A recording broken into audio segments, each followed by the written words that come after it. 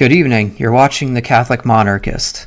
I believe it's time to provide an update on what's going on in the great state of Kansas. As many of you know, part of the purpose of my channel was to provide valuable information for those who are from the state, to keep a close watch on bills being passed, keeping tabs on our elected politicians, and so on. I can't express enough how important it is to focus on and get involved with politics that is more localized, because you have a much better chance to have influence and make a decision there than you could dream of having on the national scale. You can't go on fixing the world until you've got yourself in order, then the people around you, your community, and etc. I like to use St. Mary's as an example. It was always a Catholic town, hence the name, but over the past few decades, it has grown more and more traditional Catholic. Time goes on to the point that most businesses are owned by traditional Catholics, and they're all closed on Sundays, for instance. Now, the majority of the town's government is occupied by traditional Catholics, either majority or all of it, and it is run, for the most part, reflecting that. We've reached a point where we've gotten our own town in good order.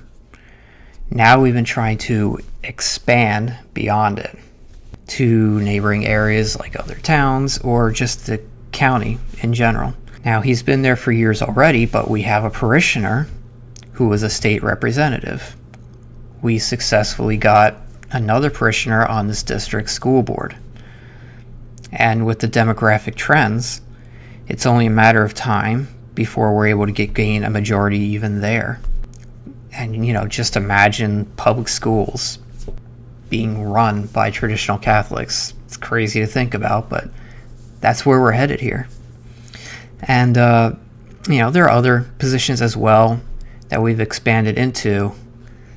I can't list them all at the moment, but the point is, that's how change is going to happen. It's going to have to start small like this.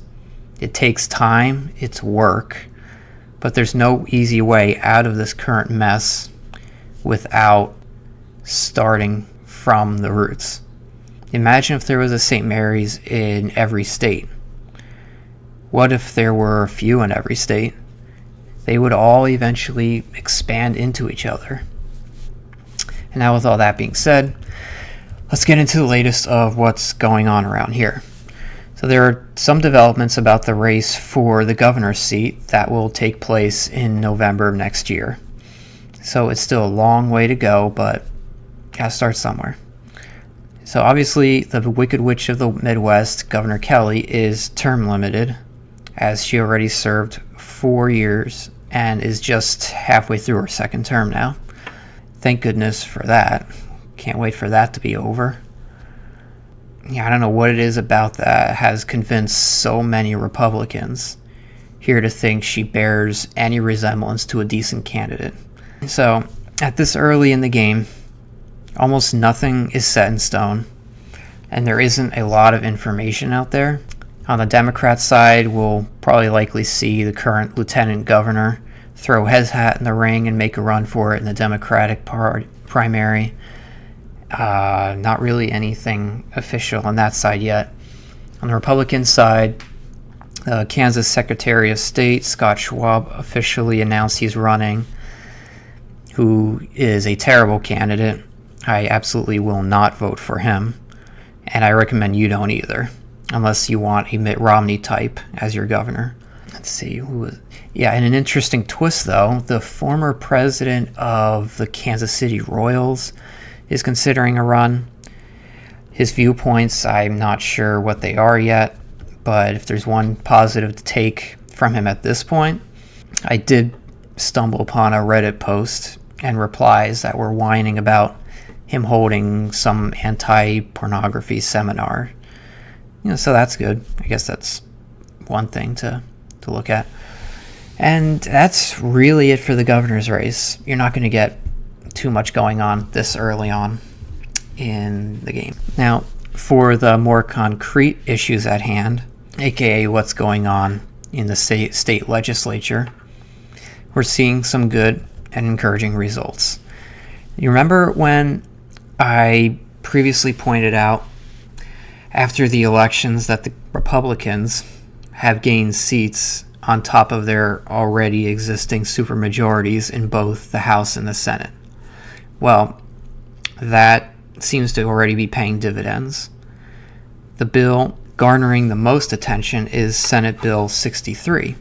The official title and definition is Enacting the Help Not Harm Act, which is restricting the use of state funds to promote gender transitioning, prohibiting healthcare providers from providing gender transition care to children whose gender identity is inconsistent with the child's sex, authorizing a civil cause of action against healthcare providers for providing such treatments, requiring professional discipline against a healthcare provider who performs such treatment, prohibiting professional liability insurance from covering damages for healthcare providers that provide gender transition treatment to children, and adding violation of the Act to the definition of unprofessional conduct for physicians. Now, if you're still here listening after all of that, in a nutshell, it would essentially prohibit gender transition treatment towards minors, including any treatments either physical or psychological, no longer paid for with our tax dollars, and any healthcare provider who does try to do this will lose their license. Democrat representatives said, quote, other professionals like mental health professionals, school employees, etc. would be prohibited from providing interventions. I'm not talking about treatment, but interventions other than medical or surgical interventions, such as therapy or simply acknowledging a child's preferred pronoun. Off quote. So while she's saying that like it's a bad thing, for us it's obviously another feather in this bill's cap. So that's great. Great to hear that it got through. It was veto proof, which means the governor cannot veto it, so it's set in law.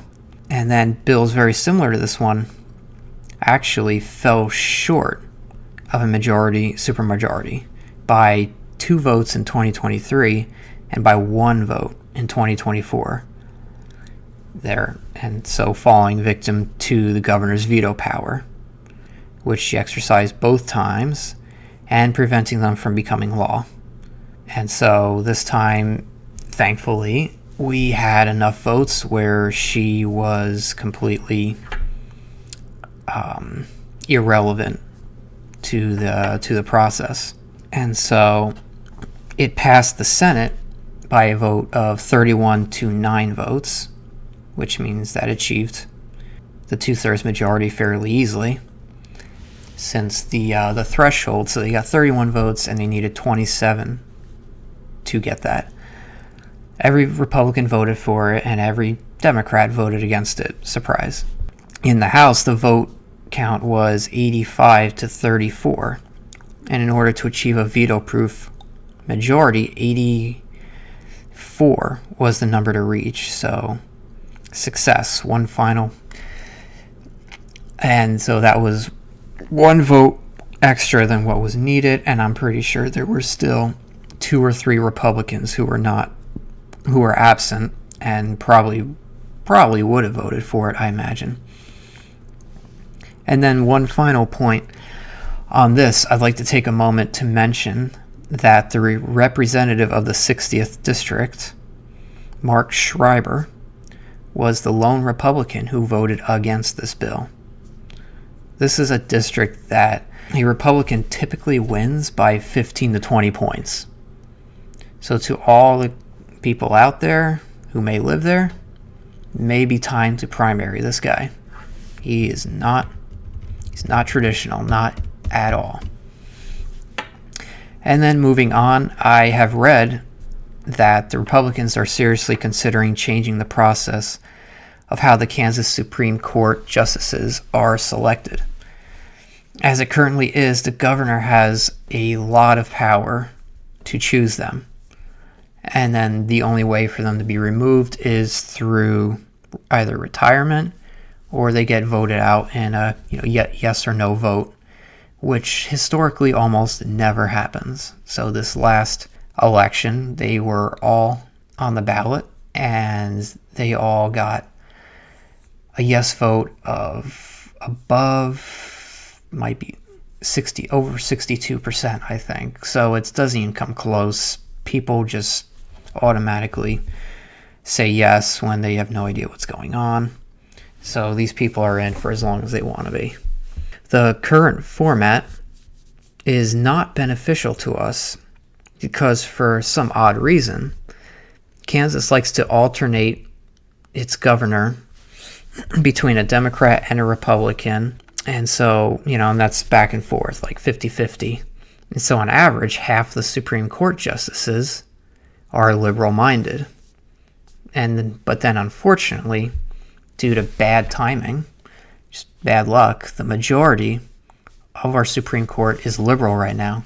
There's really only one true good person on the court right now out of, I think it's 7.